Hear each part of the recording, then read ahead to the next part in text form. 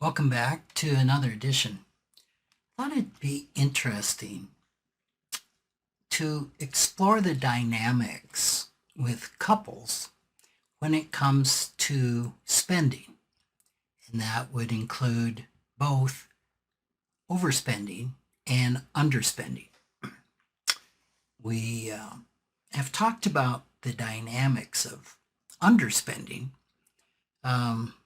We hear a lot from people like myself to be frugal, to save for the future, live on less than you make. And this is important, right? Most Americans don't follow that advice. The majority live month to month and hand to mouth.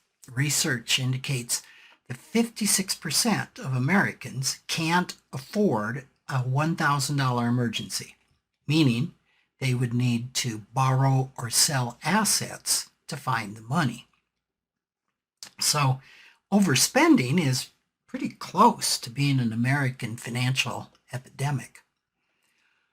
But sometimes we have the reverse problem, underspending. I've talked about this before. How can underspending be a problem?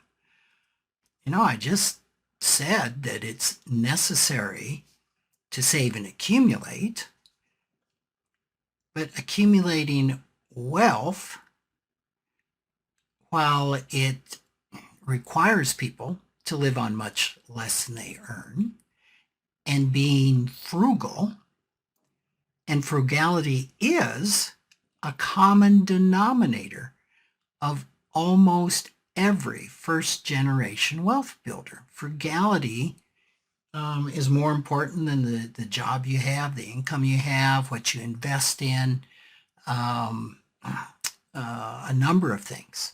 Frugality is the common denominator of wealth builders. But we don't want to confuse living on less and being frugal with underspending. So, just for individuals, overspending or underspending is a problematic financial behavior. It can totally adversely affect the quality of your life, whether you are over or underspending. But for a couple, the adverse effect of over or underspending is multiplied financially and multifaceted because it brings in the dynamic of the relationship. Not only can these behaviors be life-threatening from a financial standpoint, they can also threaten the relationship and end up in the termination of the relationship. So this is serious stuff. And oftentimes when I did some training on couples therapy, which, let's be clear, I'm not a couples therapist, but the work I do requires being sensitive and having some skills in helping couples negotiate the emotional roadblocks around money. So in the training that I did with that, very typically I would set up, when we did role playing, the dynamics of a couple who was fighting about the spending of money, whether it was overspending or underspending. It's very, very common. Totally common. I run into it all the time. So I've come up with 5 possible combinations of overspenders and underspenders in a coupleship. This is kind of brand new thinking on my part, so I'd be interested in any input that you have into this. 2 of these combinations don't result in significant marital issues, but they can be financially and physically devastating. Another two of these possible combinations are somewhat less financially devastating, but potentially threatening to the success and continuation of the coupleship. And one includes both financial and emotional chaos. Could be devastation. So let's take a look at these combinations. So the first one that I selected to explore is a couple where both are overspenders. So in this case, I think you've got overspending on steroids, right? It's enough to be a single individual and be an overspender, but when you're in a coupleship where both are overspenders, we've got some potentially extreme outcomes. And I've worked with a number of couples with this type of spending. And typically the spending is an addiction. It gives both partners a physical high similar to that experienced by an alcoholic or a drug addict. Like other addictions, it has really destructive consequences, like creating overwhelming debt, draining life savings, destroying outside relationships, even stealing from other family members or employers. Remember, you have two members of the coupleship that are participating in the problematic behavior of overspending. The reasons for overspending are almost always emotional. Typical money scripts of overspending couples would be, we deserve it. We work hard. Spending makes us happy. You only live once. And there's many, many other money scripts that can go with overspending. And the money scripts are typically the money scripts of those parts of ourselves that are managers who protect more vulnerable parts of ourselves that can have feelings of worthlessness, hopelessness, low self-esteem, regrets, and I could go on and on.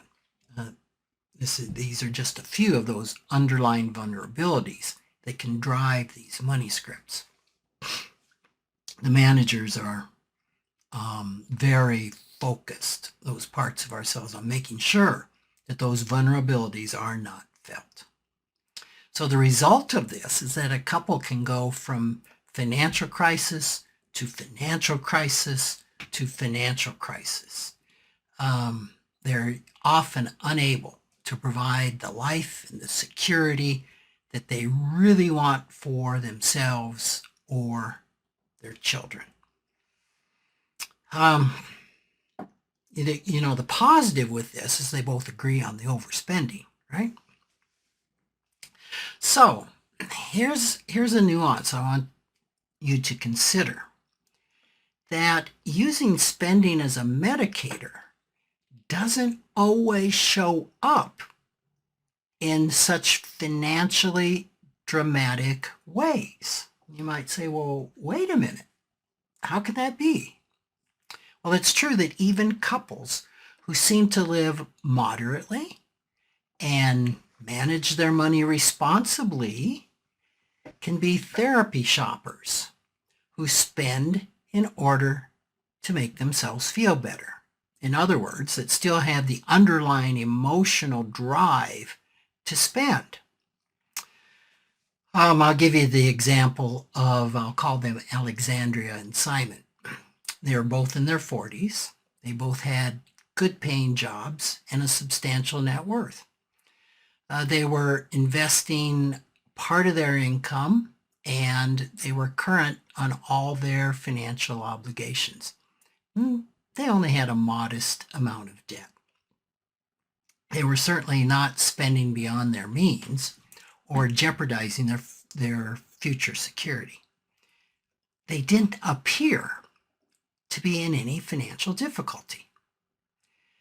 But when I looked at their budget and reviewed that with them, they were both clearly uncomfortable with some of their spending habits. They routinely purchased new furniture and appliance and vehicles to replace those that were still relatively new and in good repair. They spent loads of money on clothes that they said they don't really need. And the key is here, they were disturbed, right? One could say that they could afford to do this, but both of them were unhappy with this behavior. So instead of simply reassuring them that, hey, you're managing your money well, you're not overspending, I don't see a problem, they insisted there was a problem. So we explored this issue and the possibility that they still could be medicating or that they might be medicating some really difficult emotions with this spending. That was kind of an aha moment for both of them, who said, you know what, we've been doing this for years. Imagine the money that we might have accumulated without this overspending. And while they were well off, they weren't exactly wealthy. So their problem wasn't the amount of money that they were spending. It was the reasons behind their spending. If either of them had a stressful day at work, they'd go to the mall in much the same way that another person might stop at a bar for a couple of drinks on the way home. Shopping, finding bargains, buying themselves new clothes and household gifts were actions they didn't think a lot about. And both of them used these actions to soothe themselves when either was upset. They really never stopped to ask themselves whether they really needed or had a use or even wanted the things that they were buying. Again, they weren't spending more than they could afford, but they were spending time as well as money unproductively, and they were disturbed by it. That's the key. Their house was, like I said, cluttered with clothes that they didn't wear, knickknacks that they really didn't care about, new appliances, gadgets that they didn't use. Once they realized the emotional reason for their shopping and spending, they were able to find more constructive ways to deal with the stress. Each of them gradually learned that a conversation with a friend or with each other, writing in a journal, meditating, taking a walk, especially in nature, could serve the same purpose as a trip to the mall and were healthier responses to difficult days. Being in touch with their feelings and actually learning how to feel their feelings, talk about their feelings rather than to medicate them with the shopping and the buying. They began recognizing that they were using that shopping to soothe their emotions, and that was enough to help them begin to change. Now, other couples whose behaviors are more deeply ingrained might find change a lot more difficult, right? In those cases, they probably would benefit greatly from working with a financial therapist with the expertise to help them look at the emotions and the underlying patterns behind that spending. So that's the overspender. How about when you have two underspending partners? The threat to their safety and mental health is exponential, not just doubled. Wait a minute, what do you mean? Well, there's no financial threat to them. They have the money. They are underspending. But there might as well be a financial threat to them, since the way they live their life is as if they were financially deprived. So self-denial like this, which is in the name of being thrifty, being frugal, can be taken to extremes that are every bit as dysfunctional as overspending. And I've talked about this before. I co-authored a book called uh, The Financial Wisdom of Ebenezer Scrooge. And that particular book highlights Scrooge, which was a character in the Charles Dickens A Christmas Carol. And he's the iconic example of an underspender. He lived with not enough food. He barely kept his fire going. It was cold in his apartment. His furnishings were bleak and very minimal. I mean, it looked like he was as poor as the poorest of the poor. And yet he had great wealth at his disposal. So we have a lot of folks today, more modern day examples of the unenlightened Scrooge. They may be more personable people, but we have a lot of examples of underspenders. Well, what's wrong? What's wrong with this? What's wrong with somebody living on less than they could? Well, there's nothing wrong. We've talked about the fact that frugality is a common denominator of accumulating wealth, but when it's taken to extremes, it becomes underspending. And one definition of underspending that I like is spending significantly less than the amount you could conservatively spend annually and still have a 99% chance of never running out of money. In other words, and I think I've mentioned this before, I had a couple that could spend $120,000, $140,000 a year who were choosing to spend around $40,000 or so.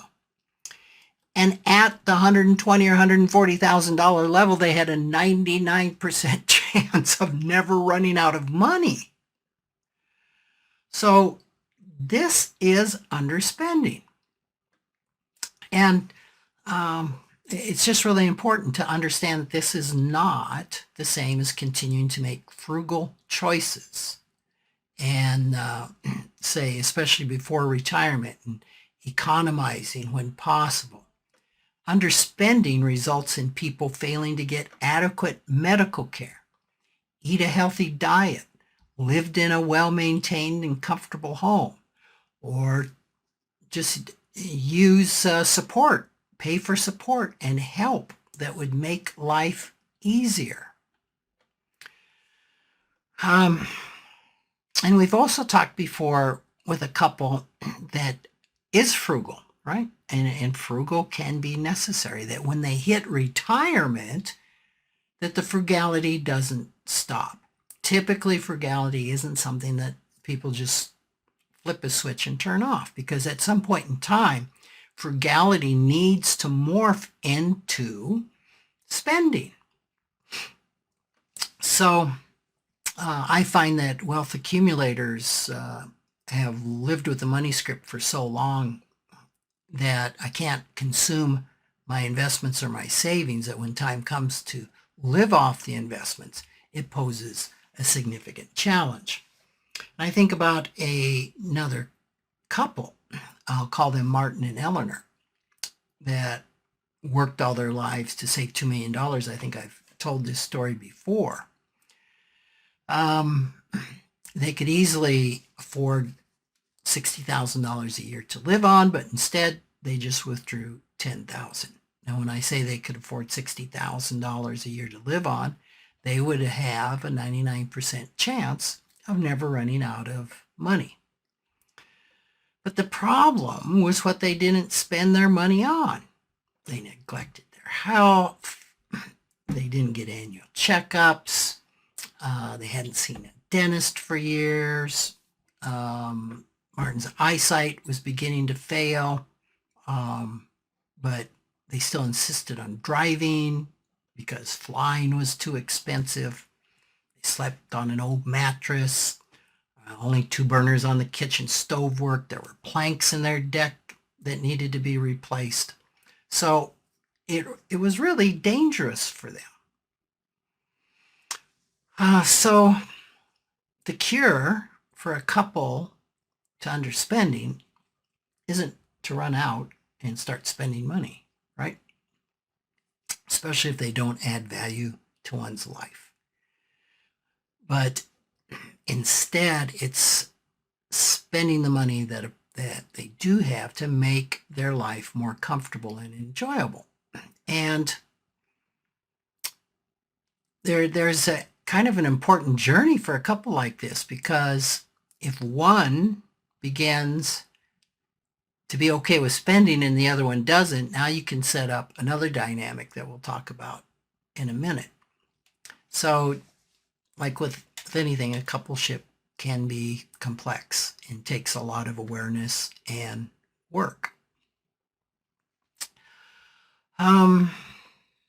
So that's probably a good segue into talking about 2 combinations of partners in a marriage or a partnership, where you have an underspender and a balanced spender, or an overspender and a balanced spender. So in the example that I just gave, where you can be going from frugality to retirement, and one person is underspending while the other person morphs into what I'll call a balanced spender.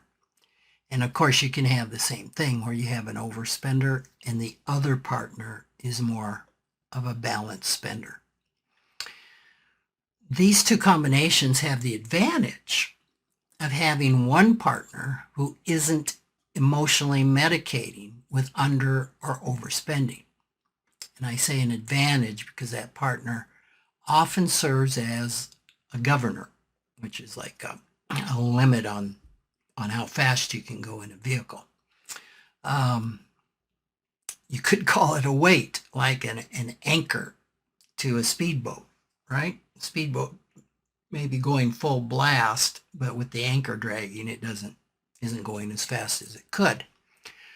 So that can definitely have financial benefits, right? Keeps the overspender or underspender a little bit in check. But the emotional cost to the relationship can be almost as high as when you have an overspender and underspender coupleship.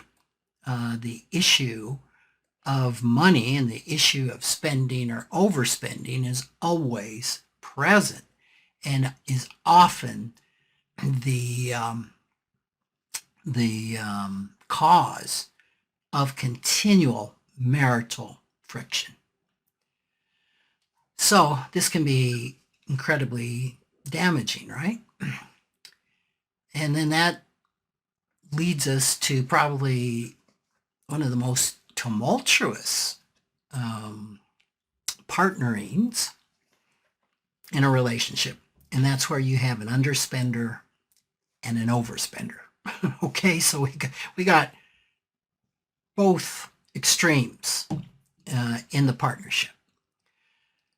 And so at first glance, you might think, well, wow, a partnership of this might actually be in balance, right? You got the overspender, the underspender, and maybe it's like paddling a canoe where both people in the canoe are facing each other paddling, right? Theoretically, you're not going to go anywhere. Actually, I don't see that it works that way usually. It's more like the man that had one foot in a bucket of ice and the other foot in a bucket of embers, and tried to convince himself that on the average his temperature was just right. No, the fact was both feet were in trouble. So this union of people is probably one of the most chaotic financial and emotional partnerships, where extremes are the norm, both financially and relationally. So it can just have all of the dynamics that we talked about, and is a union that really needs some help. And each partner is needing that help to look at what the underlying issues are that are driving their under or overspending. So, hopefully you didn't recognize your relationship in anything that I went through. And hopefully you're in a relationship of some balance. And this it's on a continuum too. It's not just black or white. You are an overspender or underspender, or that you're extreme. There's degrees of being an overspender or an underspender. So part of the goal would be to look at what's driving the overspending or underspending. And we've said that there's all these parts of us have good intentions. What's the good intention of overspending? Well, usually it is to provide fun. I mean, money that's not spent, like Scrooge, what's the point? Money is there to support our quest for meaning in life. So spending is necessary. And typically, there's a part of us that wants those experiences in life, wants that ease in life, wants to support these quests, right? And so that's a good intention of spending, which can be overspending or develop into that. Underspending is the intention would be, let's just say, frugality, or living on less than you make so you can save for the future, so you can save for important things. Really good intentions.